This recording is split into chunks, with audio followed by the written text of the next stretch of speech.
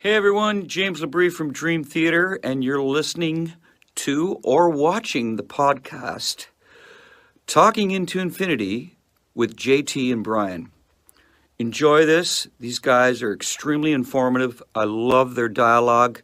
I love their interpretation of the songs, who and what we are, what we were going after. They're very accurate in their interpretations and descriptions, and I just think this is a great show, and these guys are doing a stand-up stellar job. So once again, enjoy Talking Into Infinity with JT and Brian.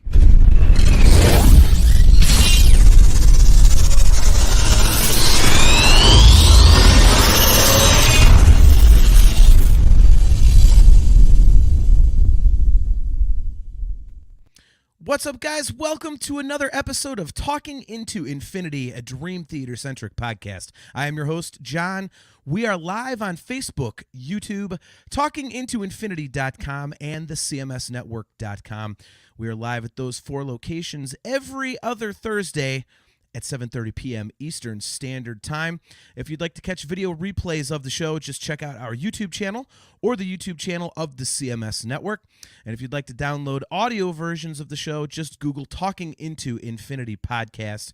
And our newest feature, if you would like to call in during the show and take part live, just go to tii.cmspn.com and we can bring you on screen and you can throw in your 2 cents live for the whole world to see or hear, whichever you prefer. You don't have to turn your camera on. So, going to be a good show tonight.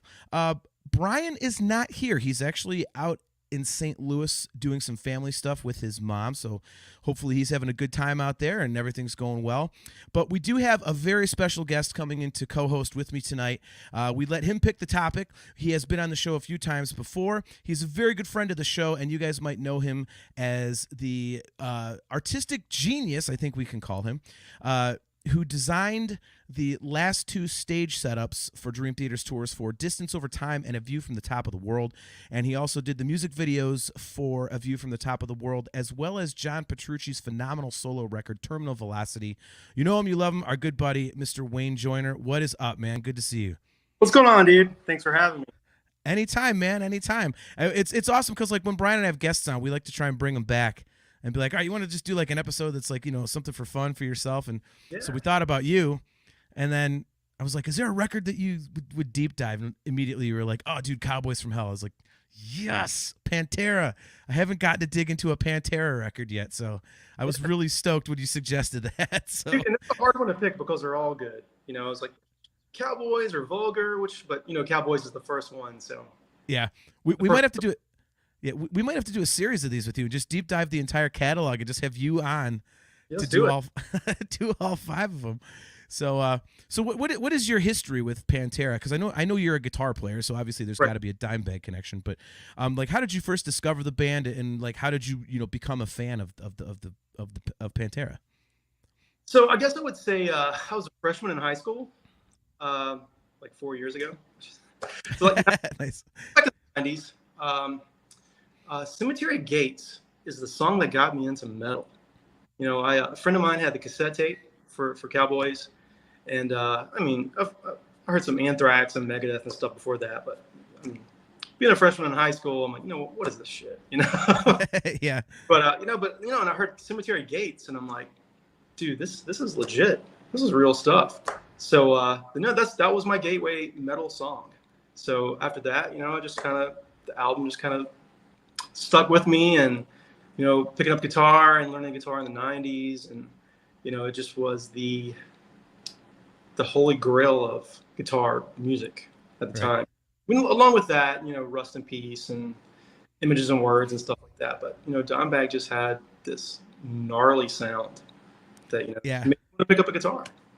So he's that one guy that's like was never shy about the fact that he played solid state stuff instead of the you know, the tube things, and it was like, man, like that stuff is so like, and I'm not a gearhead by any means, but I at least know the difference between the two, and I was like, man, like everybody else is like, fuck solid state, it sounds so tinny, and you know, you need that warmth in the body of tubes. He's like, nope, not at all. It sounded good too, man. You know, I think the solid state thing for him really helped with a lot of the squeals and He's, I mean, you just have this like cold ice pick sound when you do that on solid state. So I think that was kind of a secret weapon for him a little bit. Yeah. So did you get to see the band live at that time, or? No, I've never seen Pantera live. It was a little bit before my time. You know, I did have an opportunity to see Damage Plan, I guess, when they first were doing their thing, and they were only playing for 10, 15, 20 people. And, you know, I had an opportunity to go see those guys. That was, you know, maybe like 20 years ago. And this was in November of, I think, 2004. Yeah. And I was just like super lazy. I'm like, you know, I don't feel like going out tonight. I don't feel like waiting in line and going to a show. And they came and played here at the Masquerade in Atlanta, a really small club. And, you know, a month later, we got the news Dimebag was shot. So I'm like, oh, man. And ever since then, I'm like, man, I'm so kicking myself. You know, I will never have the opportunity again. You know? Yeah. It's kind of cool. Like, you know, I saw them several times back in the day. My first shows were on the Trendkill tour. Okay. And my stepson, he loves everything. Like, his two favorite bands are the Beatles and Slipknot. So, you know, he likes everything in between. Yeah. So, but he was a huge Pantera guy, and he, you know, he's 21, he'll be 22 next month. So, you know, he basically, you know, was a couple years old when Dime was killed. So he obviously never had a chance to see him. And it's the one, like, I always take him to stuff that he would enjoy, or if he like really likes a band and none of his friends are into it, like I go with him. And, you know, I've always told him the one band that I'm so sad that I could never take you to see was Pantera. Right. So it's, you know, it's not obviously not going to be the same with Charlie and Zach, but at least, you know, to hear Phil and Rex and just the power of those songs in a live environment is just staggering, man. Like, they're just so huge. Yeah. I mean, you still got Phil singing, so that still does it for me. You know, Yeah. Phil is probably one of the top 3 greatest metal singers of all time. Mm-hmm. So, I mean, as much as Dimebag was, you know, like the driving force behind the band, really Phil's voice made it for me. You know, some of those, like during on Cowboys From Hell, where he's like going up into another octave, and yeah. Dude, that's badass. Yeah, his vocals on that record are so I think they're unappreciated because everyone's so used to what he turned into. Right. And also people, I think it is kind of like one of those things where it's because it's stuck between their like glam era and what he became. I think people still kind of associate it more with the glam stuff, and, you know, oh, he's trying to do the Rob Halford or whatever, and they kind of discredit it without kind of stopping to think, like, he put down some kick-ass vocals on this Cowboys From Hell record, man. That's the only record that he does that on too. Like the screams, like the end of Cemetery Gates. Like, yep. Dude, that's what really like kind of makes the record for me too, is Phil's voice. You know, he's on all of them, but Cowboys especially, he's showing out. So yeah, I totally agree, man. Yeah, yeah. For me, I wasn't into Pantera at first because it was a lot heavier than what I was listening to, but it was 92 when Vulgar had come out, and I was kind of jamming with a guy. He was a guitar player, I was playing drums, and he didn't have a car, and I did, so he's like, hey, I got to go to the mall, I got to buy this new record that came out. So go to the mall, and he buys Vulgar. He's like, I'm like, who is this? And I looked at the cover, I was like, wow, this dude's getting punched in the face. All right, I know what kind of music this is. He's like, oh, you got to hear this crap. Turn it up. So we, you know, my shitty little Ford Escort, man, popped the cassette in and turned it up, and I was like, what in the, you know? Right. And at that point, I wasn't used to like the screamer stuff, really. I mean, I was a Slayer fan, but I was like, and it didn't really grab me until a few years later. I was like, okay, this is cool. And the more I started digging into playing guitar and, you know, drums and like kind of getting into being an actual musician, I think is when it really started to hit me. It was like how heavy it was, but how different it was. And so I really got hooked. on him. And it was like, you know, I had to go back and find Cowboys because I listened to Vulgar obviously the most, as a lot of people have. And then, you know, I checked out Far Beyond Driven, and then obviously really got into them around 96 because my girlfriend at the time was huge into Pantera. Right. So, all right, I do got to tell you this one. Okay, so Chris Aiken, hope your arm's feeling okay, buddy. So Chris Aiken says, you have to tell your getting fired from pizza job for Pantera story. Okay, so I'll make this quick, Wayne, but this is like, I actually got fired because of Pantera. Oh. So I was delivering pizza as a side job, and it was for the year that 101 Proof came out. I think it was the release they were doing, or was it Reinventing the Steel? Aiken, tell me if it was Reinventing the Steel, that thing at the Exchange, or if it was 101 Proof. But in either case, so my buddy Aiken, he was doing a radio program here in Cleveland called The Metal Show, and it was Sunday nights, and it was like, the highest rated program we had. And he ran a music magazine called Music's Bottom Line, and he got in touch. He was actually really friendly with the Pantera guys. Cool. So he hooked up an in-store with Pantera when they were in town. And so there's actually going to be footage of this if the Pantera Home Video Part 4 comes out. Like he's had to sign releases and shit like that to actually have footage of this thing, because there's like, they were expecting a couple hundred people. There had to be like 2,000. I mean, it was damn near a riot because the band was late. All right, he said it's for 101 Proof. Okay, so the band was late, so everyone's just going completely bonkers. And everyone's getting drunk and smoking weed, and they got a PA out there, and Chris is trying to calm people down but still keep it rocking. Well, he hits me up. I was delivering pizza one city over that night, and he was like, "Hey man, are you working?" I was like, "Yeah, what's up?" He's like, "Dude, I got Pantera here. They just rolled in. They're really late and they're hungry. Can you bring them pizza?" And I was like, "Fuck yeah, I can bring Pantera pizza." So like, I went. I made up like, I don't know, like 3 cheese and 3 peppers. So I remember it was 6 pizzas. So I go rolling over to the Exchange, and I walk up there with the pizza, and Aiken's like, "Oh, thanks man, whatever." He's like, "You want to meet Pantera?" I was like, "What?" And they hadn't opened the doors yet, so he's like, "Go for it, man." And he handed me a copy of his magazine, and I walked in, and I was the 3rd person in line. And it was just, the first table was Vinny and then Dime, and Dime was just the coolest. It's the only time I got to meet him, but he was as cool as everybody says. Dude, that's the best story ever, man. Yeah, it was amazing. And then like Rex and Phil were kind of standoffish, as their reputation kind of says there. Yeah. So I still have the magazine. It says I got the whole band to sign it, and Dime Bags, as Daryl says, hi, but he spelled it HIGH. Like, so they were just the coolest people, and I'll never forget going up there and talking to Dime.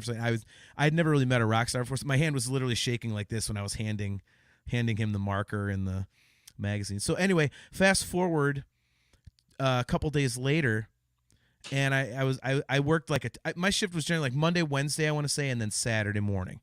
And so I go to work and I check the schedule for the next week, and all my shifts are erased. And I was like, well, that's kind of weird. So I went to the manager and I was like, "Yeah, I think someone's messing with the schedule. Like my shifts are erased." He goes, "Yeah, oh yeah, we forgot to call you. Like, yeah, we don't need you next week."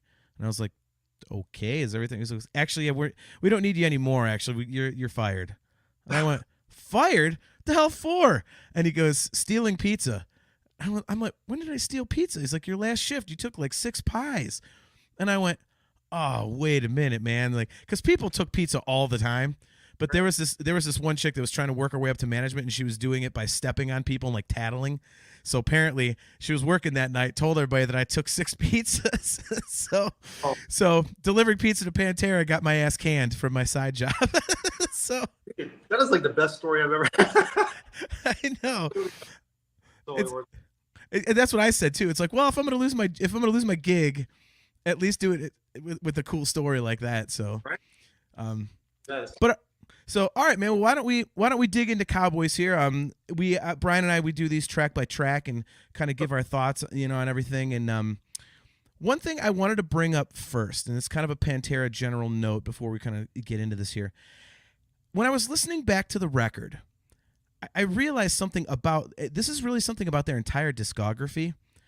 Have you noticed that all of the Pantera records really, like, the side 2 is the weird side, and side 1 has all of the hits and the popular, more accessible stuff? Like, I didn't realize that till I was listening back to this. I was like, okay, we got Cowboys From Hell, we got we got Primal Concrete Sledge and Cemetery Gates and Domination. And the second half gets kind of weird. I went, wait a minute, Vulgar's got all the hits on the front side. Then I thought about Far-Beyond. Like, have you noticed that? I guess I've never noticed it before, but now since you said it, I can't unsee it. So. Yeah.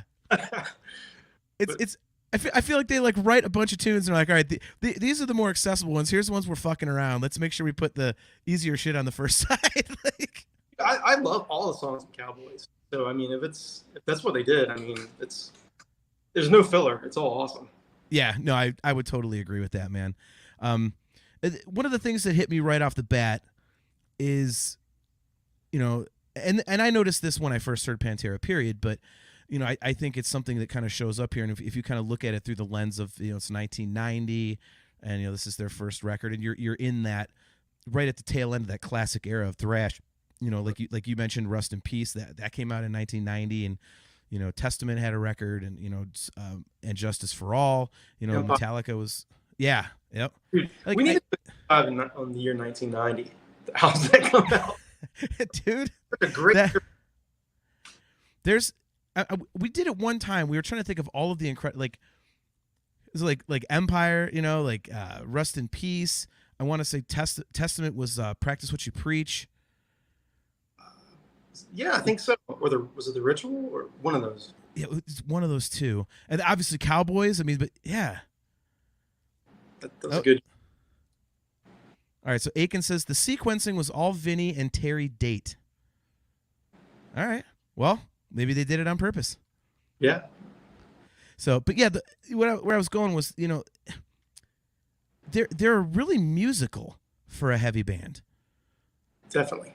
I mean, Rex is a very underrated bass player. I mean, he never gets mentioned, but if you actually watch some live stuff or really pay attention to the bass lines, he does a lot of walking, very musical type things in there. You know, and it's pretty intelligent for metal. There's a lot of changes in it and stuff like that, and it just, as brutal as it is and as groove oriented as it is, it's just more musical, isn't it? It is, and it's very bluesy. A lot of the guitar riffs and solos are very bluesy and a lot of soul in there. And I guess, I mean, it's like one of the first like metal bands to put soul into their music like that.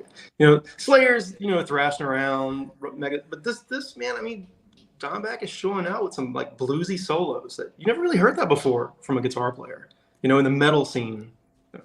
Yep, that's one of my notes is like the feel that Dimebag plays with, and it's right. I agree with you 100%. I mean, we were talking about Cemetery Gates before we jumped on, and you know, and you just mentioned it as your gateway song, but you know, you weren't hearing stuff like that. Like it was just, you know, angry and, you know, it's got to be you know, Megadeth was like all about precision and all this kind of stuff, and but Dimebag really kind of infused, like you said it perfectly, like a bluesy kind of feel. It was this like Van Halen meets Metallica, you know, meets something heavier. Right. You know, it was well, Van Halen meets Metallica with a southern tinge to it. You know, let's say it how it is. You know, Cowboys from Hell. It's got that kind of, you know. I mean, well, starting right there. I mean, with the opening track, Cowboys from Hell. I mean, you could tell there's a different groove going on right from the beginning. I mean, it's got a swing to it, and it's, you know, in the middle they put that dance beat like it, you know, like, I mean, it's very different when you put on a metal record, like, you know, we mentioned the records around at that time, but like it's not, you know, Practice What You Preach, it's not Hanger or Holy Wars, excuse me, you know, a couple years earlier with Metallica, it's not Blackened. I mean, right. It's very different. Yeah, and with that being like their lead off track. You know, like the first time you hear Cowboys and that kicks in, you're like, man, I'm about to get my ass kicked here. Yeah. And to me, like, I don't know where you stand this, but I think Cowboys might be one of the least heavy songs on the record. Yeah, I agree. I think the second half of the record is heavier than the first half. You know, with songs like Message in Blood and Medicine Man, some of those groovy riffs are pretty brutal. Yeah. Well, and Art of Shredding is just like, you know, Vinnie Paul's just like took a bag of Coke and dug his face into it and then started playing, you know? Yeah, dude, and I have to say, he's like such an underrated drummer. I know Pantera's drummer, but he really doesn't get mentioned enough in being such a badass drummer like he is, you know, but he really brings it too. Yeah. One of my notes is that, like, I think to your point is the way that he uses double bass. because he's not like one of those drummers that just like, you know, it's not just like you know, using Slayer as an example. I mean, he kind of like holds back, and he only uses it when it's necessary, and he uses it in a really tasteful way. It's almost like those guitar players where they kind of like, you'll see them like using like these, you know, their main three fingers, but the pinky's the secret weapon when they really need to get like a reach and all. It's kind of like that in a way. And so I completely agree with you on that. It's the precision too. I mean, it's absolutely the precision that he plays with is just unmatched. Yeah, he just has such a cool vibe. Yeah. Our friend Daniel Navarez Arojo, hopefully I'm not messing that up again, buddy. I do that every show. He says, the thing about Pantera for me is the respect for all the instruments. They produce their albums to showcase everyone. The bottom end on both the drums and bass sound is unrivaled, especially considering the era. Absolutely. Where do you stand on that, Wayne? Because I know that one of the complaints that has been levied against Pantera actually is kind of how Rex's bass gets a little buried because of the, you know, the heaviness of Vinnie Paul's kicks and then the tone of Dime's guitar. Right. You know, I guess I really haven't noticed that. I might need to go back and listen to that. No, I always thought the bottom end sounded fantastic. Like the production of their bottom end and rhythm section always sounded great to me. So, I mean, I guess most people when they go out and they listen to Pantera, they're just listening to like Dimebag and what Dimebag's doing. But I mean, I really think the rhythm section of Pantera is probably one of the best in a metal band. To me, I think it is the best. But you know, and I might be biased because it is kind of Van Halen-ish. It is. It's always amazed me how they were like, you know, they always said that before they went on stage, Dime and Vinny, the last thing they would say to each other is Van Halen and like fist bump, you know, because they wanted to be like a heavy metal Van Halen. That was like their roadmap, and I mean they definitely achieved it, but you know, just a lot heavier, and you know, and it goes back to what we're talking about, them being very musical, and you know, back to Vinnie Paul's drumming.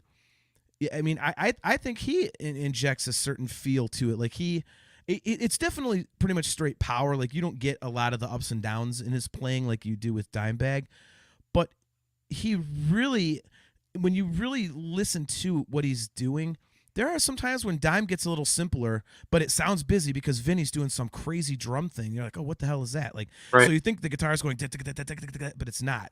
Dime's just doing a and the drums are doing all the nutty shit, which is, I love when bands do that. Yeah. And, you know, I guess like they have like that brother thing going on there. So they're totally some kind of telepathic between those two. Right. So, yeah. So one of the things that I have is that, you know, with the song Cowboys From Hell, I think Dime sets a standard right off the bat that he's got this incredible ability to make a riff really heavy without it having to be like chunking on chords the whole time.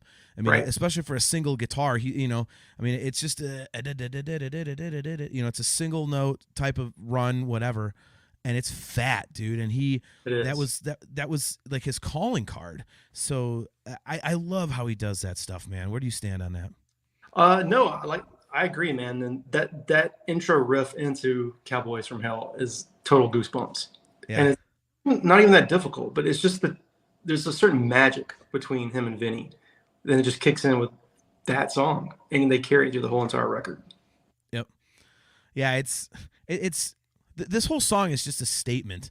You know, I mean, even down to the lyrics, like we're the Cowboys from Hell, and it's like, yeah, it's kind of they're announcing their intent right off the rip, and it seems obvious to say that, but when you kind of picture where their career went and everything that they were doing, you know, they really. You know, it really was. Yeah. So we've got somebody jumping in here. This is Chris. Aiken, I'm assuming this is you, huh? That's me, yeah. What's up? What's up, man? Wayne, this is my good friend Chris Aiken. He runs the network, so he makes the rules around here, kind of. I don't make any rules. What's up, Wayne? How are you? No, I just wanted to say, in regards to Cowboys as an album, I think the interesting thing to it is, of all the bands that have ever gotten big or notoriety of any kind, really, I think Pantera's, and especially Cowboys, they're the first ones and probably the only ones you can point to that did not have their sound defined by their first record. If you listen to that record and then you listen to everything else, their sound was clearly defined by Vulgar. and it stayed that way. It kept getting heavier and heavier, but it stayed heavy. This record goes so in and out of them, that, there's parts of it that sound that go back an album before that are kind of power metal-y. I mean, it's still heavy, but it's still power metal-y. And even if you look back at the time before Cowboys, they were doing Art of Shred. I saw them in a club in San Francisco play the Art of Shred before, at least a year before Cowboys. So they were still trying to find it, even though they knew they had something, which I think is weird for a band that became so big that they were still experimenting with their sound on their debut release. Don't you agree? Yeah, I mean, Wayne, where do you stand on that? Because I would say, Aiken, that the whole thing, and this is Wayne. I mean, you could probably speak to this as well, being a musician yourself. Like, I think that whole shift, away from the glam stuff. Obviously, when Phil came in, we all know he wanted to get heavy or whatever. Mm-hmm. But I think when they were touring that stuff and playing the clubs with the Cowboys stuff, I think they started to see that like their stage presence kind of lent itself more to the heavier end of things, and also, the crowds were going a little more apeshit for the heavy stuff too. So I think it was like a natural evolution based on the response they were getting to certain parts of the material. Right. Yeah, I think Cowboys is like the building blocks for the next few albums. I think Vulgar is probably their heaviest album. Either that one or Trendkill. Trendkill. But I think Cowboys is just, it's their images and words. It's what, it's the beginning. So I mean that's a good point though, Aiken. I mean, there's not a lot of bands that you can say. I mean, off the top of my head, I might go with Megadeth in a way, because that first record, Killing Is My Business, has never really sounded like right. So yeah. I would use that as an example, but I can't really think of anything else. But even that, you still knew what Megadeth was going to be if you listened to the mechanics and stuff like that from that record. I mean, it was there what they were going to be. They got better because and again, Megadeth's a little hard to determine too, because let's face it, the players on the first record are not the players on the good records. So there's, it's almost a different band. So that's a harder call. I don't know. I just, Pantera for me, and it's weird with Cowboys. Cowboys is, other than Reinventing the Steel, Cowboys would be next and the least favorite for me. But, that being said, it's still a killer record. It's still great. And, and John, and you don't know this, Wayne, but I mean, I had a great relationship with those guys, still do. Philip is still a friend, and, haven't had many an experience with those guys. This is the other point I just want to make real quick. If ever there was a band that, if they would have come out now, they would have been the dominant kings of social media, because they were social media before there was social media. Yeah. Well, I mean, the Pantera home videos alone. I mean, that shit. I mean, Dime would have been doing that stuff live. He would have he would have been blowing up TikTok and YouTube Shorts and all this stuff, just like going live on Facebook, just doing the dumbest crap. Like he would have had to have like 800 accounts, because he would have gotten in Facebook jail so many times. He would have like 400 million followers. Yeah. Oh yeah. Because and Lord knows, and that's the weird thing about Dime. And John, I knew Dime very well and was very friendly with Dime. And Dime was that way. He wasn't that way part-time. I mean, he was that way all the time. When I interviewed him in 2004 for Damage Plan, and I did it in a studio live, and he didn't like a couple of the questions that I asked him, because I asked him some hard questions. At the end of the interview, he pulled over these two monster cabinets, told me to get up on one. He got up on the other, and he's like, "I didn't like what you said to me, bro, so we're gonna have a Karate Kid kickoff." And he counted 3, 2, 1, and we both kicked each other in the chest and knocked each other off these stupid cabinets. because that was how Dime was. He was always playing. He was always goofing around, and he was always fun. I mean, I don't think you can ever underestimate how much of the fun part of metal died when that guy died, because my God, that guy was definitely bigger than life. I know that's a term that gets thrown around a lot, but that guy was definitely bigger than life. And he proved it every time I ever met him, which was dozens. Always a fun character, man. So missed. Yeah, that just sucks to this day. It's like really, like I always say about Eddie Van Halen, like couldn't Ted Nugent have gone instead? Like same thing with Dime. Like come on, give us Dime back or Eddie and like take Ted. Get that jerk off out of like. But I mean, and Wayne, Chris's point, I think that speaks to what you were saying about Dime's style with like the blues and stuff. I think his solos have an element of fun to them. They're not super persistent. There's a lot of bends and a lot of dives and a lot of motion in there, and I think it's very emotive, and I think you can hear how much he loves playing the guitar and how much fun he had doing the stuff. Yeah, dude, that's the key word. Their music is fun. It's fun to listen to. It's fun to play. It's fun just to, have on in the background. It's just fun music, and you can tell the guys that are doing it like to have fun. Yeah. So it's just. Agree.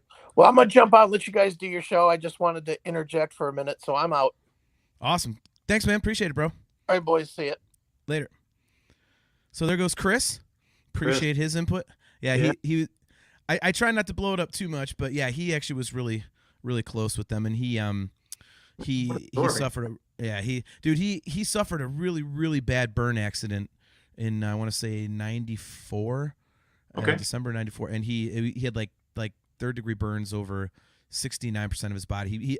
He worked in a steel mill, and one of the vats blew up on him is what happened. So and Pantera was kind of like the band that got him to survive, literally, and he talks about that. He wrote a book about it called Call Me Chris, and he talks about the Pantera story. He had tickets to go to a show, and he wasn't supposed to because it was way too early in his recovery, but he's like, no, fuck you, I'm going. And he had him up on a corkboard in his hospital room, and he went to that damn Pantera show, and that's kind of how he met Phil, and he started a relationship there. Yeah. So, yeah. But so our good buddy Discuss Metal Joe, who apparently doesn't read the bottom of the screen, he says Cowboys set a new heavy metal standard that Vulgar would take to the next level for this band. Cowboys is not my favorite, but we needed it to take this band to the next level. Right. I would agree with that, and I think they start down that path with the next song on the record, Wayne, which of course is Primal Concrete Sledge.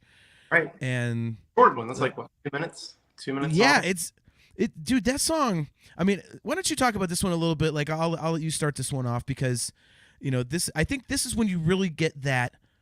Well, not, kind of. It really is when they announce themselves as okay, like because Cowboys From Hell, like I said, not the heaviest song on this record, but right. Primal Concrete Sledge comes in. You're like, okay, this is a fucking metal band.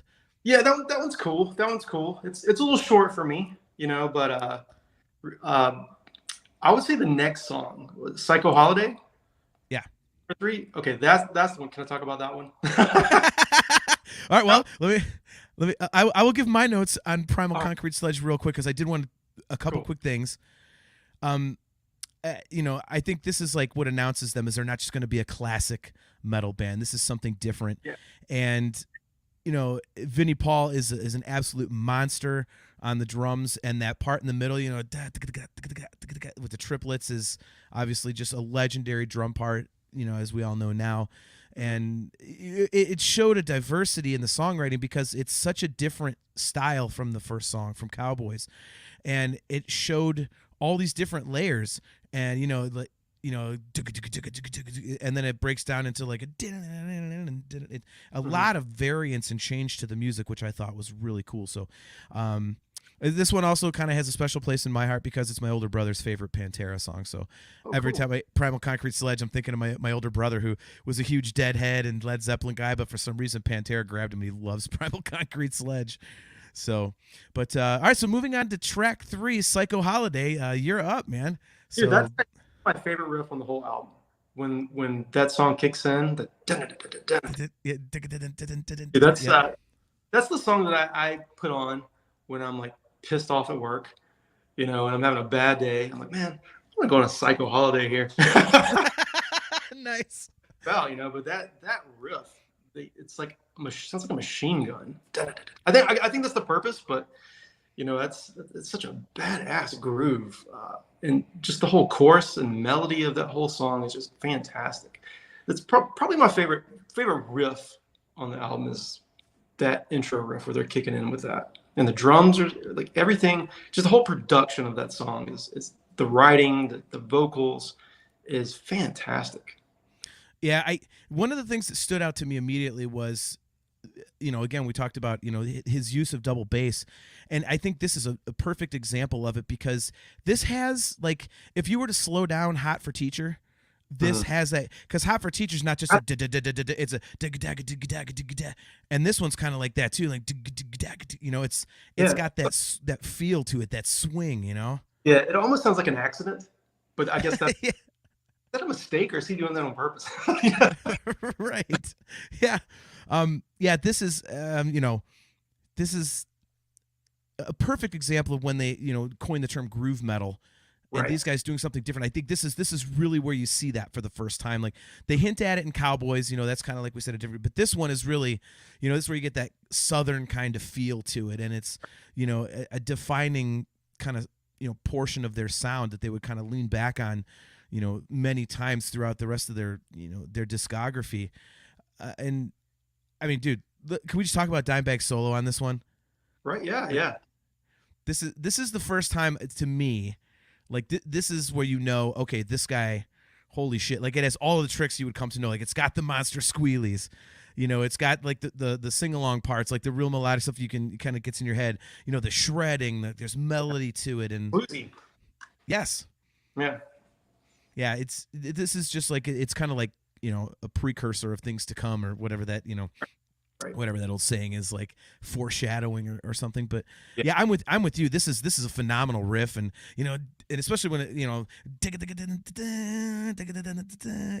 like it kind of like breaks down the scale. So it's and that riff, the vibe to that riff, for me, I think that's what carries on to like Vulgar and Trendkill and Far Beyond Driven, like the riff and Walk. It's like that magic behind that. So the riffs and Psycho Holiday just have that kind of magic to it. Yep. You can never listen enough. Yeah, I'm with you, dude. It's such a unique thing, and it continues that trend. I was mentioning that Primal Concrete Sledge is totally different from Cowboys, and Psycho Holiday is another flavor in and of itself. So you've got the first 3 songs on the record are all doing something different, and right. they stand out completely from each other. Joseph Friend, Discuss Metal Joe, he says, you could say Cowboys took Pantera to a new level. I see what you did there, man. I see what you did. So you love the Psycho Holiday riff. Yeah. The track 4 for me is one of my all-time favorite Pantera. It's one of my all-time favorite metal riffs, and that would be Heresy. Yeah, dude, this is like the first time they just do like a straight ahead metal tune, because the other stuff was kind of, this is, I mean, I swear they should have just called this song Palm Mute, because the whole thing is diamond, the whole damn thing. And it again, Vinny with the double bass, like, and it's just, God, it's like one of those ones, it's a straight headbanging kick-ass rocker. Yeah. And again, it's a different vibe from the first 3 songs. So now you've got a 4th flavor on the record, and it's like again, maybe they did, as Aiken said, that Vinny and Terry Date handled the sequencing, so maybe they did that on purpose. But if they didn't, it was a Bob Ross style happy little accident, because I mean, you're really getting everything that Pantera has to offer within the scope of like 4 songs, and continuing on with Cemetery Gates in a minute. But right. This one for me is just the whole thing just goes. It's like you just headbang the whole time. Like you would put on Psycho Holiday, I would probably listen to Heresy. Right. Yeah. So yeah, I mean, so what are your thoughts on this tune in particular? So the funny thing about that song is when I first got the cassette tape for Cowboys. So I'm looking at my mom's 1994 Honda Accord, right? Just got my driver's license and Heresy. I'm rocking out to Heresy, and I leave the tape in the cassette tape. Oh no. Like, my parents live out in the country. They listen to country music, So this is in the tape deck, and it's like I think it's right before, like Phil's dropping some F-bombs. I leave the tape in her car, and like the next day I get in there, and my mom's holding her hand, and she's like, "Whose is this?" You borrow it, it's not mine. She's like, well, there's cussing in this song, and I was like, all right, Mom, it's Heresy. It's just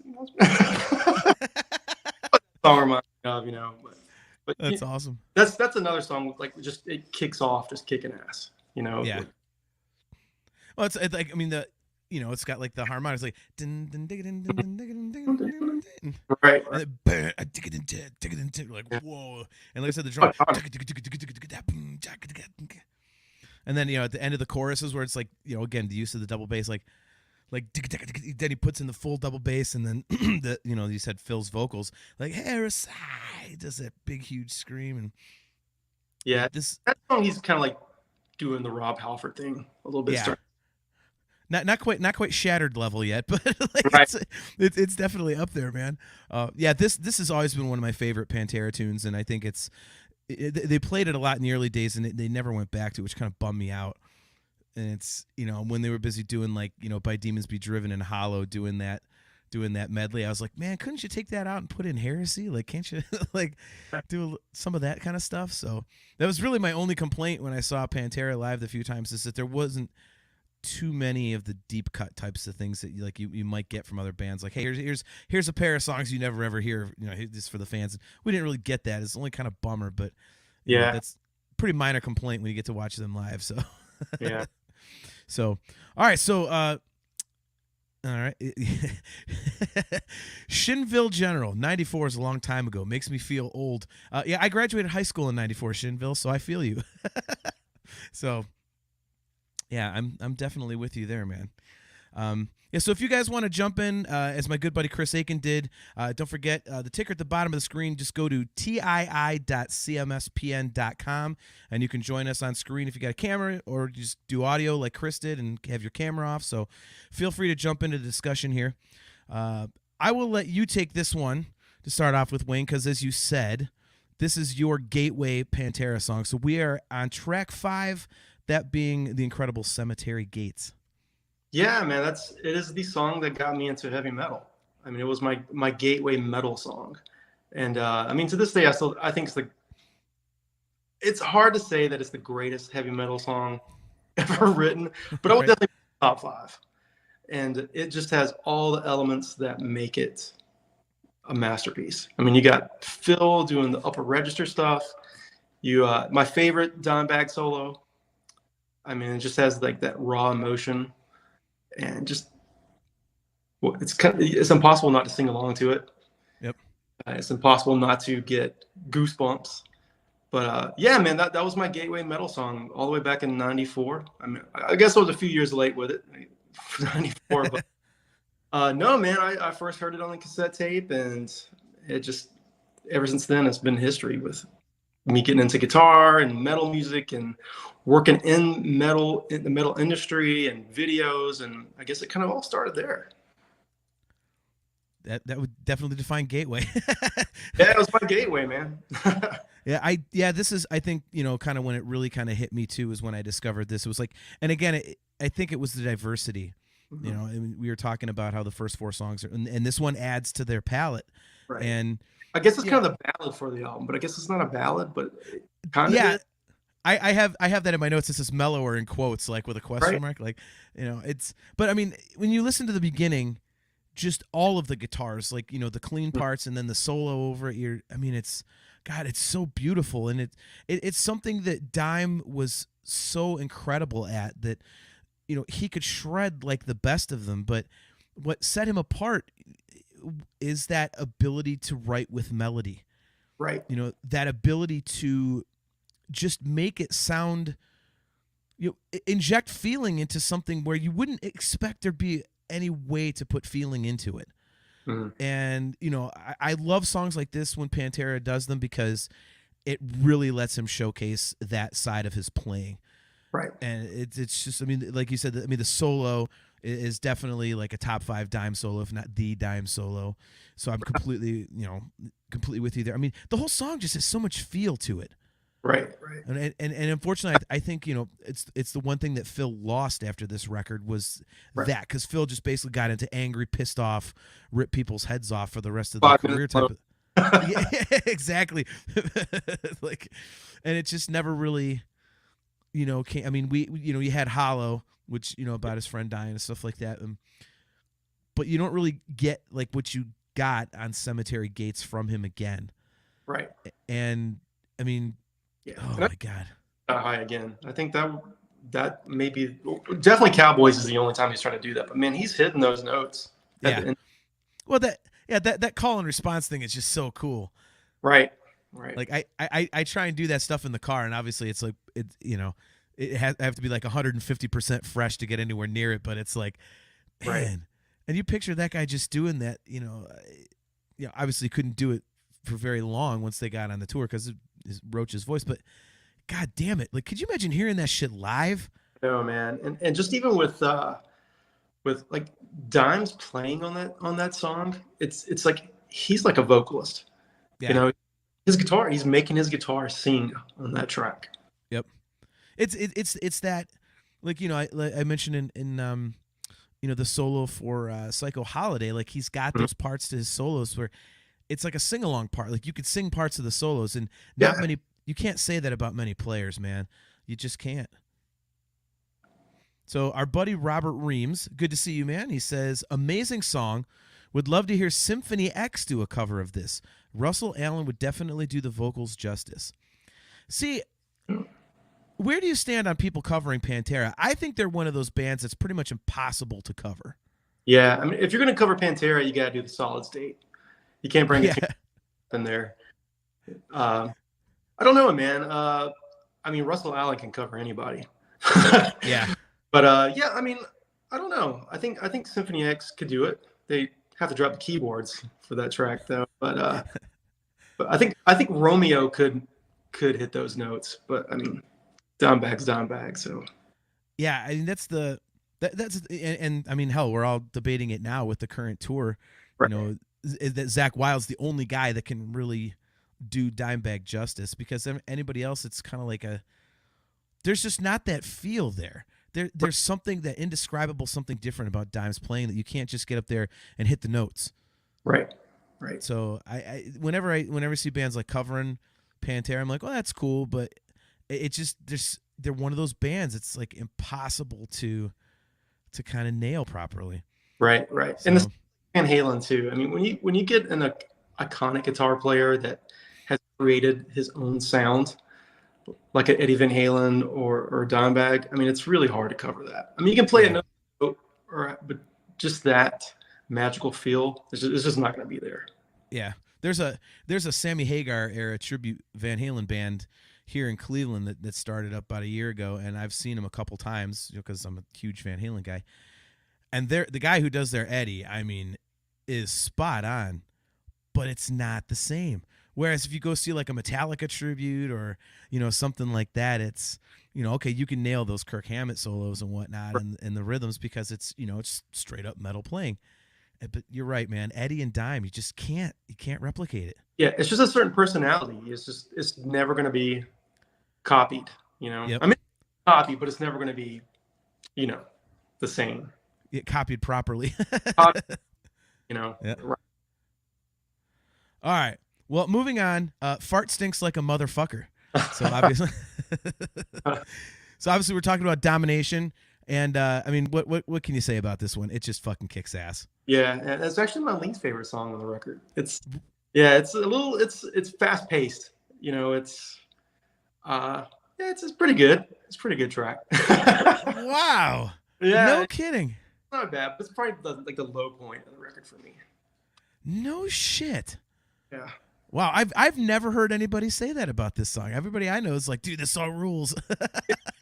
Oh man, I guess just like coming off Cemetery Gates and going into Domination is just kind of a for me, you know. But it's not a bad song. It's just doesn't have the same groove bluesy vibe as the ones prior to it. Okay, I could see that. I mean, this one is more about precision and power than it is about anything else. Yeah, get the black in there. Right. So yeah, I mean, I love the song, you know, but I mean, I love the solo in it, and I mean, I think part of it for me is I'm a little biased because I've seen the live version from Donington so many times, and to watch those guys just absolutely shredding up there like that, like it always amazes me because, like, man, Aiken too, Chris Aiken, he says, "I'm with Wayne." Yeah, least favorite on the album. Man, that's crazy. And Aiken loves heavy stuff, so let's. Yeah, I don't know, man. Just those guys always amaze me, like how they could drink and party that much and still get up there. And you know, I like if I drink a shitload before a gig, I can barely say my own name, much less do what they were doing. I'm like, how in God's name, like, are you able to do that? They were pickled. I mean, the stories everybody tells about being backstage, like, and they're like, you have to drink a shitload. Come on, drink. Like, it was not an option. Like, God damn, how can you play guitar with all that in you? Right. Yeah, a buddy of mine, Rich Ward, when they were doing Stuck Mojo, you know, was telling me stories. And he was Stuck Mojo when they toured with Pantera back in the 90s, how much those guys would drink. But what they would do a lot of times is they would swap it out with tea, I guess. And so Bones, who was the front man for Stuck Mojo at that time, man, they used to get that guy so drunk before he went on stage. I mean, they were pouring Jack Daniels, and he was like so wasted on stage. And there was one time that he was, I don't know, Don was standing over there by the soundboard and went to pour the shot into Bones' mouth, but accidentally got it in his eye. Oh. So like holding his eye the rest of the show. Oh, that's terrible, man. Jack Daniels in the eye. Ugh.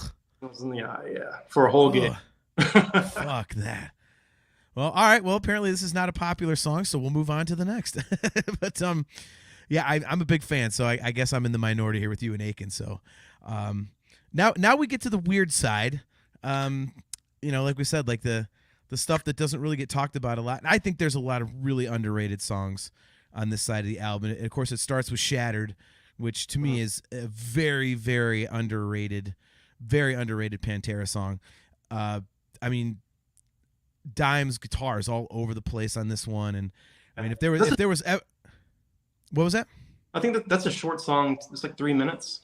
Yeah, it's one of the shorter ones. But it also, dude, it goes by so quickly because it's so frenetic. I mean, it's just a pure speed metal song, and this is definitely like one that, you know, I mean, if Phil Anselmo was able to do this live properly maybe twice, I'd be shocked because it's just way in the high register, just screaming the whole time. And it's an awesome, awesome vocal, but God, what a bitch. Yeah. And that song actually gives me some like Ride the Lightning, Master of Puppet vibes to it. You could tell that Metallica was definitely influencing those guys around that time. Yeah, completely agree, man. Completely agree. Like I said, I mean, it's, you know, I'm with. I think I kind of feel about this one the way that you do about Domination, about how it doesn't have kind of the ups and downs of some of the other stuff. Like this one is just like, okay, pedal to the metal. Let's just here we go. So I mean, where does this stand for you on the record? One of your favorite, least, you know, less favorite, like, you know, in the middle. I think this is their mosh pit song with Domination. Yeah, I guess they would play to, you know, get the crowd going. I like it. It's not my favorite, but it's not my least favorite on the record. Okay. All right. Robert Reams says, I was about to say that. Metallica vibes. Yeah, total Metallica. Dude, Metallica with a shitload of coke in them. Jack Daniels. Yeah, exactly. Jack Daniels in the eye. I can't get that out of my head. Yeah, you can't. I just can't imagine how bad that would fucking burn to have Jack Daniels poured in your eye. Man, I've had stuff go up my nose, and that was bad enough. Yeah. Oh God. All right. So moving on, we are at Clash with Reality, and for me, dude, this is the first time that we kind of hear the future of Dimebag's riffing. You know, because I think this song you could put it on Vulgar, and I think it would fit in pretty nicely on side 2 of that album. Right. You know, this is that single. Yeah. It's got that, you know, kind of Regular People kind of vibe to it, and right. Yeah, this is kind of like, you know, back to that foreshadowing thing that I screwed up earlier. You know, it's foreshadowing what, you know, kind of where they would go. And this is really where you hear that groove metal thing that they pioneered. Like that's where this really starts coming out to me. Yeah, I agree, man. That riff, along with the Psycho Holiday riff, those are the one. That's the foreshadowing. That's what I think they build upon for the next one, and then Far Beyond Driven. It's just that walk type riff. Dun, dun, dun, the little pause in there. You have to headbang to it. You can't. Yeah. Well, and it's, you know, again, you know, like I was mentioning earlier, it's like you can imagine that, you know, it's something that was born out of the live environment, because it's, you know, if you think about it like this, you know, Dime can play anything moving around pretty much, but, you know, a riff like this, you know, and he can really get into it and just kind of grind it out, you know, and it's like that fit his personality. So this was, and, you know, the same thing with you know, you mentioned Psycho Holiday is another riff that kind of, like, you know, shows where they would go in the future. And that's another one because, you know, his right hand articulation was so damn precise that he can, you know, he just sit there and dig into that riff too while he's jumping around and still make it sound good. So I think you bring up a great point that these two riffs are definitely like, okay, what is Pantera going to become, at least, you know, riff wise, guitar wise? You know, Clash with Reality and Psycho Holiday are a damn good example of, like, if you meld those two together, that's kind of your Pantera sound. Yeah, I really like, and this one, dude, that really frenetic part in the bridge. You know, it's like, you know, where they're like shredding that, you know, Dime's just shredding like, and, you know, they do that before and after the solo, and then, you know, they go back to it at the end with the thrash beat in the end. Is that part's really, really cool. Like that is just, you know, and, you know, this is kind of back to that ups and downs and different feels, you know, different feel and vibe throughout the song, because it's got a lot of different moving parts to it. It does. And I would say that's probably their most progressive sounding song on the album, because, like you said, there's so many ups and downs to it. It's taking you all over the place. Yeah, I never looked at it like that, man, but that's definitely, I would agree with that. If you put it up against the others, like, yeah, I can definitely see that. Like I said, you've got your thrash in there, you've got like the like, you know, kind of a breakdown, and, you know, you're more straightforward. So, yeah, that's good, man. I never thought of it that way. See, things you can't unhear. Our good buddy JG3 is checking in. Good to see you, man. He says, hey, guys, hope you're doing well. Good to see you, Jay. Thanks for tuning in. Moving on, we are at Medicine Man, and this is, you know, one of those. Yeah, that's another one that has one of those future riffs in it, too. Yeah. It's like, I love how it, like, you know, fades in, like, you know, like, oh, my God. It's like, you know, it's got the you know. Yeah. And it's fantastic on that. Yeah, I think it's, you know, you were mentioning the you and our buddy Daniel were mentioning the production on the low end and the rhythm section. I think that's definitely right here. It's like, I mean, I could listen to like Vinnie Paul's drums and Rex playing bass over it for days. Right.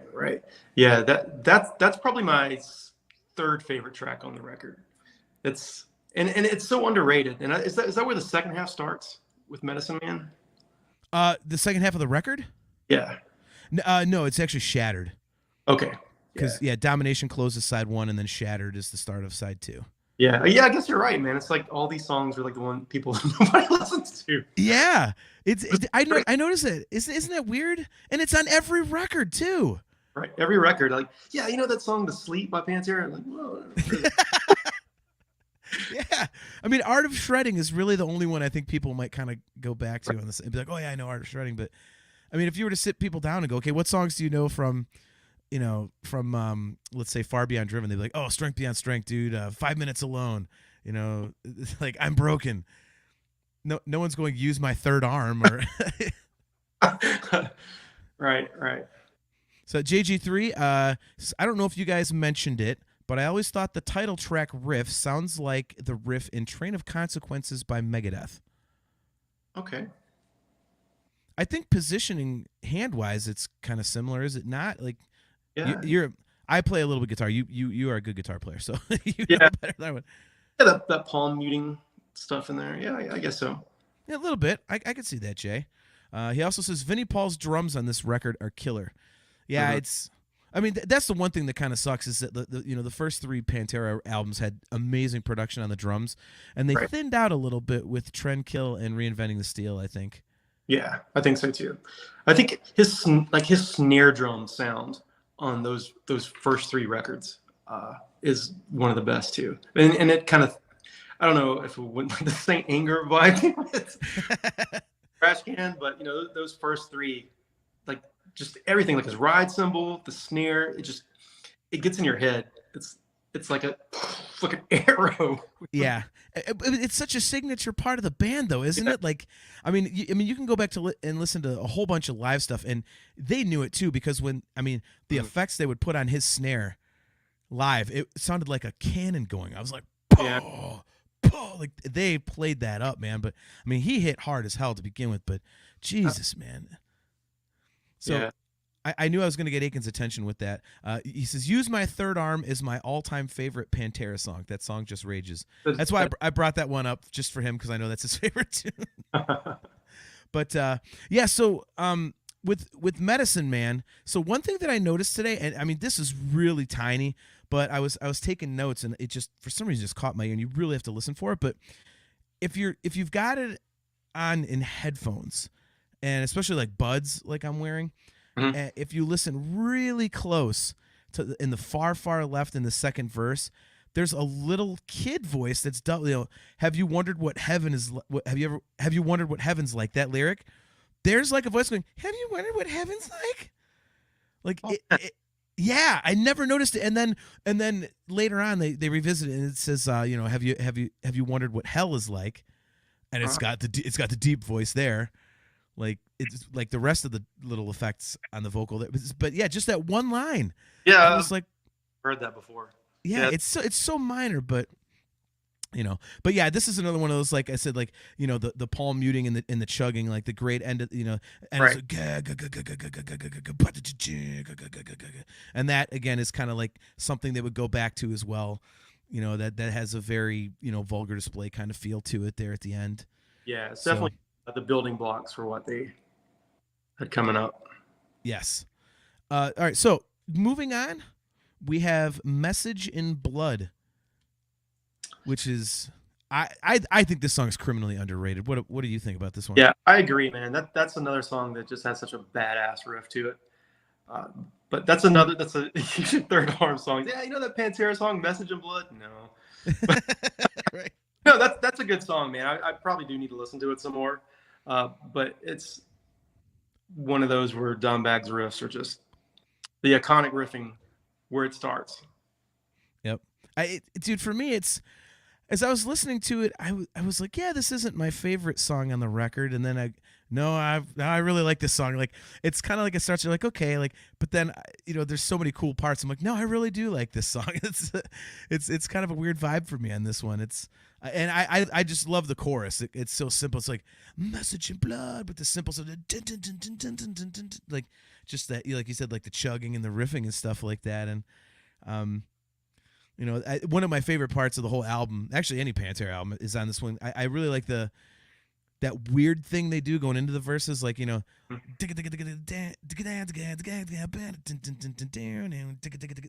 it's that weird funky like part that just came out of nowhere. Yes, like Texas groove. Yeah, but it to me it reminds me of that song Escape on Ride the Lightning.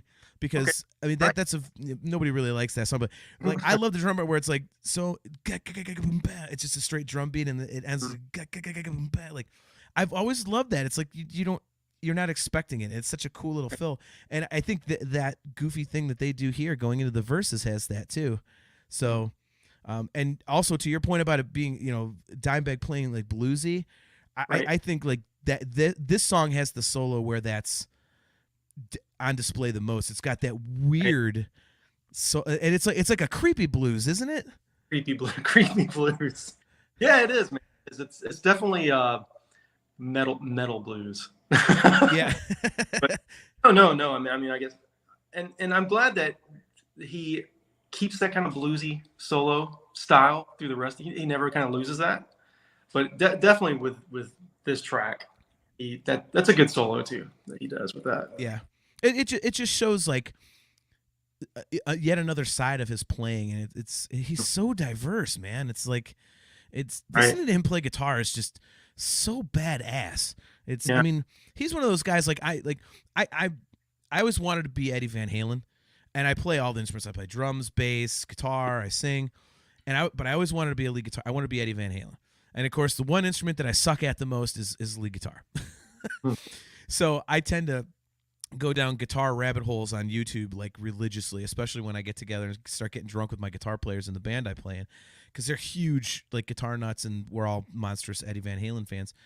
And my YouTube search is like dominated by Eddie Van Halen and Dimebag, because there's just always something great to find with this guy. Right, man. He's so ahead of his time. I'll say it again. It fucking sucks this guy had to die. Yeah. I just it's you know, we'll move on here to the last couple songs in a second, but that one, man, it still affects me every year. Right, you know, right.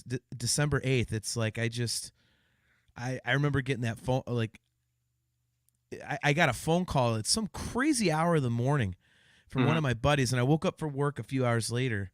And I didn't answer because I'm like, okay, this morons, you know, freaking morons drunk or whatever. And I checked the voicemail, and he was sober. He was like, dude, I just saw Newswire said the Dimebag got killed in Columbus. And I was like, what the fuck? And so I immediately, you know, Googled, it wasn't Google at that time, but I looked up, you know, music sites and stuff, and it was all over there. I was like, holy son of a bitch.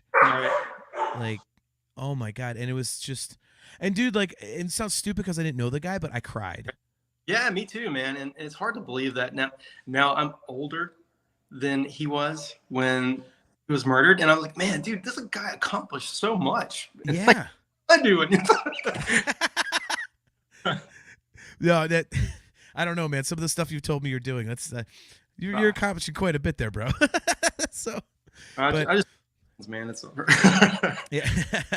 Yeah, I think with Dime, like, I mean, among all the stories of him being crazy, like, there were always stories of him being like the nicest guy you'd ever meet. And when I met him, I mean, he was the coolest fucking dude ever. Like, and you got that energy from him that he actually did give a shit about you as a fan. He loved what he was doing. Like, he was born to do that sort of thing. And it was, you know, like, I had the briefest interaction with him. It was like him and Vinny at the table. And, you know, I said, hey man, you know, I'm such a huge fan. Like, my band is like, we're, you know, influenced by you guys. It's, you know, and oh, thanks a lot, man. And Vinny like gave me a 5, and I turned to Dime, and I was like, yeah, my guitar players like worship you, dude. And like, and I suck at guitar, but God damn it, like, I fucking love your playing, dude. Like, the riffs are just sick, dude. Like, we're huge fans.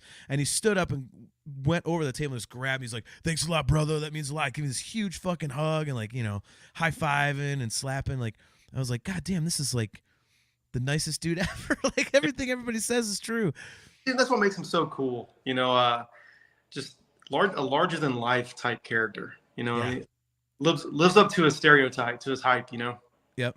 It's cool when, you know, because you meet other guys like, you know, Dave Mustaine's known to be a piece of shit, and you know, like the guys in I love Anthrax, but the guys in Anthrax are kind of cocks, and you know, it's, you know, and a lot of those guys can be that way, but you know, so it's like when you meet somebody like Dime who's so fucking cool, or the Dream Theater guys, or you know, I got to guys. yeah, right. All right, so before we get to these last two songs here, excuse me, we do have a question in the chat for us from Chris Aiken, our buddy that was on the show. Are either of you into the Texas Pantera knockoff bands like Sons of Texas, Texas Hippie Coalition, or Pissing Razors? Not as good, obviously, but keeps the sound alive. Are you familiar with any of those bands? No, I've never heard of them. Pissing Razors is one of my all-time favorite band names. Yeah.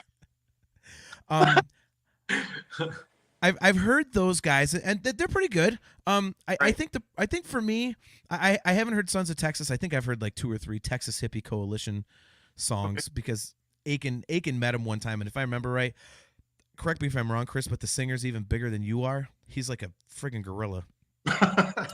But yeah, the problem for me is like bands like that when it sounds. I hate to use the term derivative because it sounds like I'm accusing these bands of like purposely ripping Pantera off. But when I hear bands that kind of do that, it's like me, like if I'm walking through the grocery store and I can buy the name brand, like, butter or the knockoff, I'm like, give me the name brand. Like, right. It just feels generic. Like, I just, not. Yeah. Dude, that's the case for me in like Dream Theater. It's like every prog metal band. After that, it's like, man, these guys are just a Dream Theater ripoff. Yes. So, yeah. I mean, and those guys know that too. Well, and it's funny you say that because I have this exact same problem. Like, I try to get into all these other prog bands that people like, and they're like, oh, they're influenced by Dream Theater, but they're doing their own thing. And all I'm hearing is like, oh, Dream Theater would have done that better. Dream Theater would have done this part better. Oh, man, this guy's just trying to sound like Petrucci. Exactly. So, all right. So, JG3, one last point, and then I said we'll close out the record here. But he says, I think it's fair to get upset when great artists die. You end up spending so much time listening to their music, it feels like it's someone you know because their music and art are so important. Eddie Van Halen for me is October 20th every year is absolutely a miserable day because it's just like it pisses me off that I'll never get to see Eddie Van Halen play again. But JG3 follows it up. He says, I remember me and my dad were going to go see Linkin Park in Philly a week before Chester passed away. I'd seen them before, my dad hadn't, and really wanted to see them live. He was bummed. Yeah, I mean, like you and Wayne, you and I were talking about it. It's, you mentioned that you missed seeing Dimebag because you were going to go about a month before he passed, and you decided not to. Right. And we had talked before the show started about that and how, for me, Eddie Van Halen passing, it's kind of like, well, you don't want to miss this shit anymore because you don't know when it's going to be, the last time. And it's also weird too because like in my mind, I picture these guys as being like in their late 30s, early 40s or something, and then you realize that no, they're usually in their early 60s now. Right, yeah. But yeah, man, I guess especially like with your heroes like that, you become so invested in them, and like you get them on this pedestal, and like something is so like tragic that happens like that. It's just yeah, and especially to a guy that was a legend before he was dead. It's I totally agree. And I think Jay hits it on the head. It's like you end up spending so much time listening to their music, it feels like it's someone you know. Right. And it's and it's like, Eddie Van Halen for me, just his guitar playing like literally changed my life. I've told that story on the show before, and it's it's when they're not around, like, cuz your life kind of gets, at least for me, it was like my life was kind of musically subconsciously was kind of revolved around every day waking up to, every few years and being like, is there going to be a Van Halen announcement? Are they, they're going to do a tour? Like, am I going to get to go see Van Halen again? And when all of a sudden it's not there anymore and you're like, well, shit, like when it's over, it's kind of like, it kind of reminds you of your own mortality and, the aging process and all that shit, yourself. Right. It like throws you into a midlife crisis. Exactly. All right. So we got 2 more songs left on Cowboys From Hell here. So, obviously, track 11, you mentioned it earlier, but it is The Sleep. Which, yeah, song, man. See, I would have to say that this one would probably be my least favorite because I think it has the least amount of stuff going on in it. All right, yeah, I can see that. I think with this one for me, I really dig the chorus in this track. Yeah, kind of a weird song. I don't really know what the sleep means for it, but no, I mean it's a cool song, man. It's not my favorite song on the record, but it's a good one for me though. Yeah, I do like the riff. I mean, the riff's pretty cool. Dun, dun, dun, dun, dun, dun, dun. I mean, that's pretty cool. And Dime's using some of those weird chords that he would later become really known for, to give it really a kind of a wonky kind of feel here and there. But I kind of, the way the chorus sounds like, "Will we survive the sleep?" Like it's kind of old school monster movie ish kind of way to close out the line. Yeah, but yeah, I mean, I do like in the intro, like his chord choices, like on the the clean part is really cool. something he would, go back to time and again, like where it just, instead of just your standard, here's this chord, like he would add in this one wonky note to be like, what the hell was that? Just kind of, yeah. I think the one thing that really made him stand out as a guitar player is he wasn't doing the standard power chords, like Metallica, 3 power chords, dun dun dun. Yeah, doing that shit, So I think that's one reason why he was connecting that magical riffing, is like Eddie Van Halen. There was nobody before him that was doing that. Yep. And I don't think there's anybody doing it now. No, I agree. Like you said, his chord choices were so, like, you mentioned a power chord, it's like a 2-fret thing, but he reversed it. It was he's got that one chord that he does. He reverses the positioning. Instead of it being like a 3-5, he does like a 5-3. Like, right. Just it's technical speak, but and it's so weird. Like, but it sounds.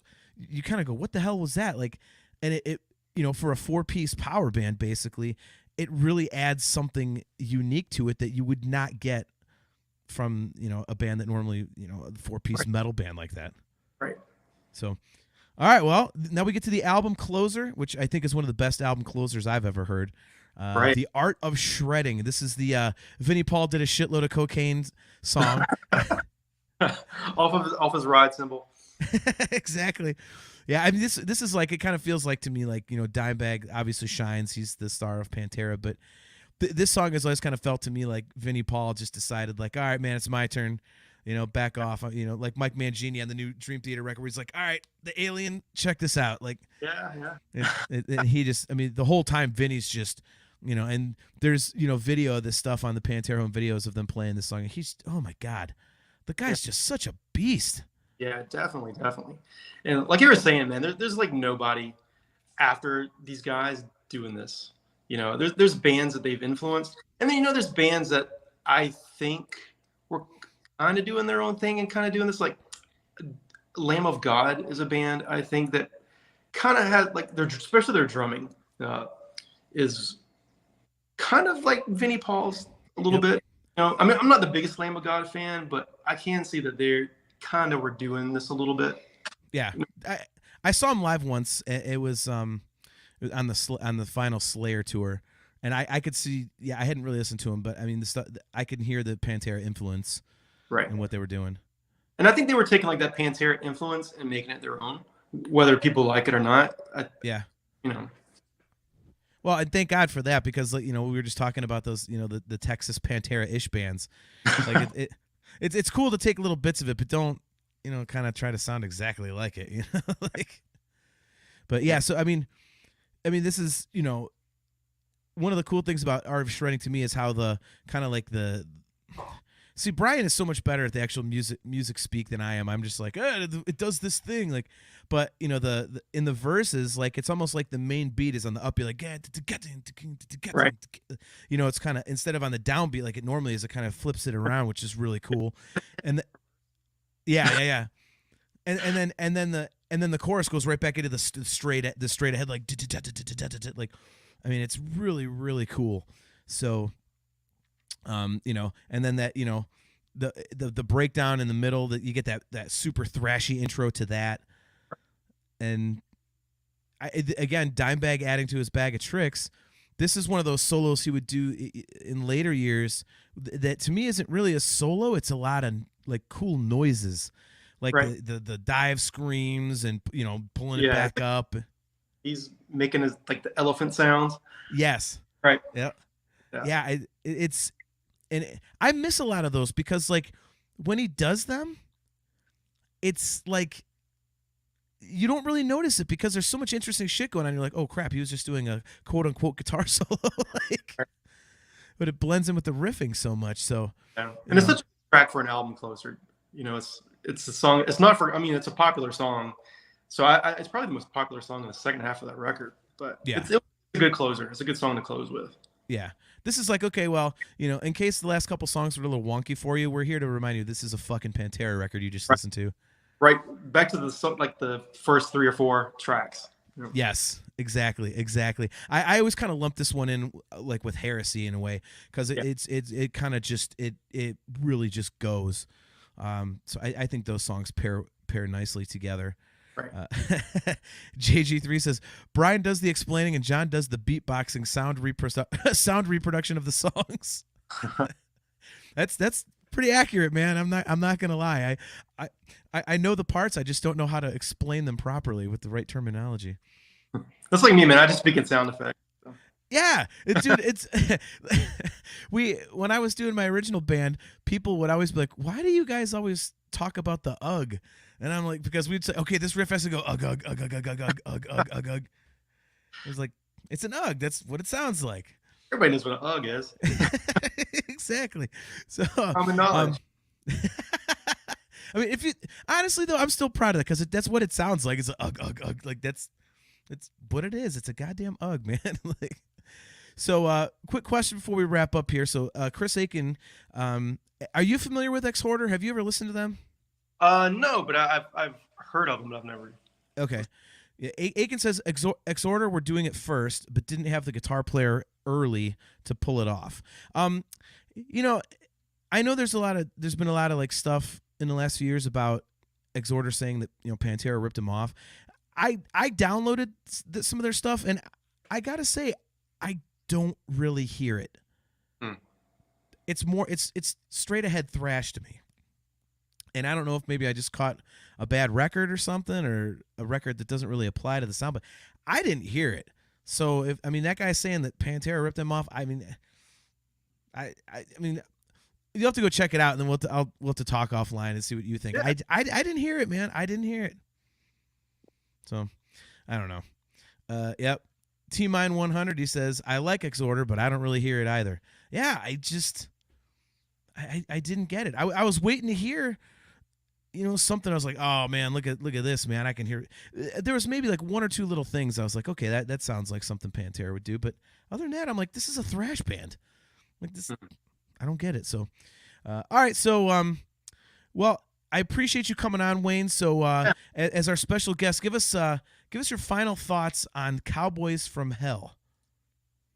I would put it in my top 5 metal albums of all time.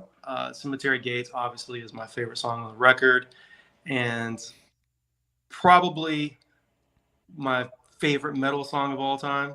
Just it's my gateway song. It's like your first date. You never forget it, right? So that's the song that did it for me, and I can't really forget it. So, but as a whole, even the album cover, I mean, Vinnie Paul holding a sandwich. Right. Yeah, that's like my pose for all my photos, my vacation photos, you know. It's my favorite Pantera record, and it's probably one of my favorite, if not my favorite metal record of all time. And yeah, man, it's one that never gets old. It's always constantly being spun. So awesome. Yeah, for me, final thoughts. This is one I hadn't gone back to in a bit, and it was awesome to do that because I know I loved it. I mean, I love all the Pantera stuff. I'm a huge Pantera fan. They're probably, you know, like my third or fourth favorite band. I mean, behind Dream Theater and Van Halen and stuff. But yeah, this, you know, going back to it and just hearing kind of the start of that classic Pantera sound, it's just it just I was really reminded of how, you know, kind of groundbreaking Pantera really was, and how they're really impossible to replicate, as we talked about a few times tonight. You know, how musical they were for a metal band, and, you know, Dime's guitar playing, and, you know, the feel and the emotion they put into stuff that, you know, really, especially later in their career, got so really heavy, and even some of the stuff to the point of being kind of considered brutal. But you know, Aiken said it. You know, this really is interesting because you hear hints of what they would become, but it's kind of an outlier for their catalog, but it's still a fucking incredible record, man. So yeah, it's the blueprint, you know, the blueprints for. Yeah, and I'm so glad like I told you off air, I'm so glad you chose this record because I was like, fuck yeah, let's talk some Pantera. Yeah, dude, let's do. I'll do Vulgar next. That's a cool one to talk about too. Let's do it. Yeah, well, maybe we'll get Aiken on if he's actually healed up from his arm problem he's dealing with. And we'll have a Pantera roundtable. It'll be a new thing. We'll just go through the Pantera discography. That'll be cool shit, man. So, all right, well, Wayne, I appreciate you coming on, dude. Right on, man. Anything you want people to know? Anything you're working on right now that you're allowed to tell us? I know you got a couple big things in the pipeline, but I don't know what you're allowed to say. Yeah. I'm working with Arch Enemy on their reissue campaign. They're reissuing all their old records, first 10 records.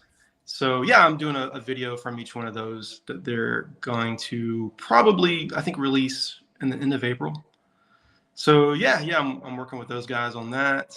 I'm working on the new big Arion show that's going to be in September. It's hard fucking work. Right. So yeah, I mean, I've got to get up like 4:00 in the morning and start working on that again. Oh God. Yeah. Working with Yes on their new record. Couple songs of those guys. Super nice. Super hard to work with. Really? Working with the Molecule guys. I don't know if you're familiar with that. It's Simon Collins. His dad's Phil Collins. Mm-hmm. So yeah, it's this really super cool, like proggy Linkin Park type sound to it. It's really cool. And other than that, it's just the stuff that trickles in. I handle. So that's awesome. Yeah, I still got to talk to you about getting some stuff for the show. I feel like you're always so damn busy. I'm like, I'm not going to bother Wayne. Dude, it'd be my pleasure. That'd be awesome. Yeah. Well, one last thing from Aiken. He says, watching hours of Angela Gossow in her prime, tough work there. Dude, that's another guy that we can talk about, Jeff Loomis, that I think is like going to be the dime bag of this era. It's another guy who's completely original, shredding, got his own thing. Jeff Loomis is an amazing guitar player. He's a beast. He's such a beast. Yep. Well, cool, man. Well, again, thanks for coming on. And thanks to all you guys in the chat for tuning in. Thanks to Chris Aiken for calling in. Don't forget, you guys can be a part of the show live, too. If you go to tii.cmspn.com, we can bring you on the air just like we did with Chris Aiken. So to Daniel Navarez Arojo and Joseph Friend, Discuss Metal Joe, Shinville General, JG3, and T-Mine 100, all you guys in the chat, thanks for checking out another episode of Talking Into Infinity. We will be right back here on Facebook, YouTube, talkingintoinfinity.com, and the cmsnetwork.com. In 2 weeks, it will be Thursday, April 6th, and Brian and I will have plenty to talk about because the night before, we will be in Pittsburgh taking in Queensryche with Marty Friedman. And Marty Friedman just fucking rules. Oh, his band is so good. So, yeah, we'll be right back here in 2 weeks at those 4 locations. Wayne, hope everything is good, man. And to the rest of you guys, we will see you soon. And as always, Carpe Diem.